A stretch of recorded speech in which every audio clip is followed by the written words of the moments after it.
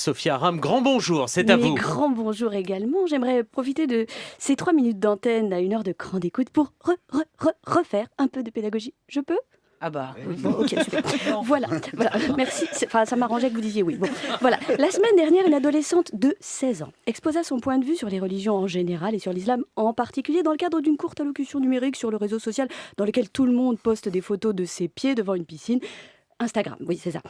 Dans le cadre de cette allocution, cette adolescente fit part de sa détestation à l'endroit des religions, puis, poursuivant son propos, elle a pris pour exemple l'islam, religion au sujet de laquelle elle tint à exprimer ses plus vives réserves tant celle-ci lui apparaît comme consubstantiellement porteuse de haine. Elle conclut sa courte démonstration par l'idée surprenante, mais néanmoins cohérente avec son introduction, de pratiquer un toucher rectal au dieu de la religion susmentionnée.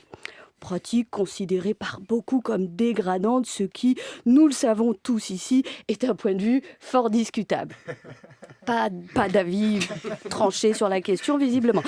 Bref, merci Augustin. Bref, une courte allocution exposant l'idée que les religions, c'est de la merde et que l'islam, c'est de la haine.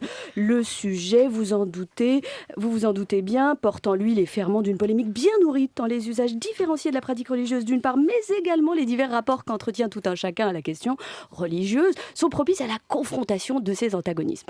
Convoqués dans ce débat d'idées par le caractère à la fois tranché et accessible du propos, une foultitude de crétins congénitaux se réclamant d'une lecture rigoriste d'un ouvrage qu'ils n'ont pour beaucoup pas lu ou en tout cas pas compris, se sont empressés de contredire son propos en menaçant l'adolescent de venir pratiquer des rapports sexuels non consentis avec sa maman, voire plus directement de lui trancher la gorge, le tout au nom de l'islam qu'il considère au contraire comme une religion de paix. Un dialogue que l'on pourrait résumer ainsi: l'islam c'est de la haine, retire ou jeter gorge au nom de l'islam.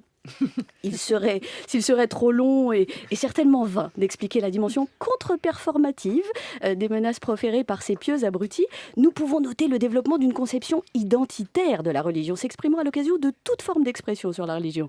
La combattre à nouveau devient donc urgent. Alors, répétons-le, les religions reposent sur des croyances et des pratiques auxquelles il est possible d'adhérer ou pas, comme il est possible de leur opposer toute forme de critique, de raillerie, de chansonnette, voire de menaces, de toucher recto. C'est comme ça, c'est la loi.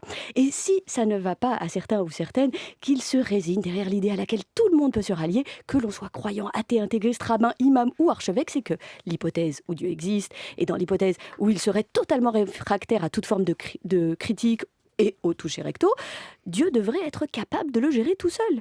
Et que jusqu'à preuve du contraire, soit il n'a pas Instagram, soit il s'en fout, soit il n'existe pas. Alors, pour tous les followers de Dieu, que ça défrise, je vous propose de vous occuper l'esprit ailleurs. En attendant que Dieu se manifeste, moi je vous propose d'aller prier, dormir un peu, boire frais, bref, autant d'activités qui me semblent nettement plus compatibles avec la foi que l'injure, l'anathème et la menace. Amen. Merci Sophia Aram.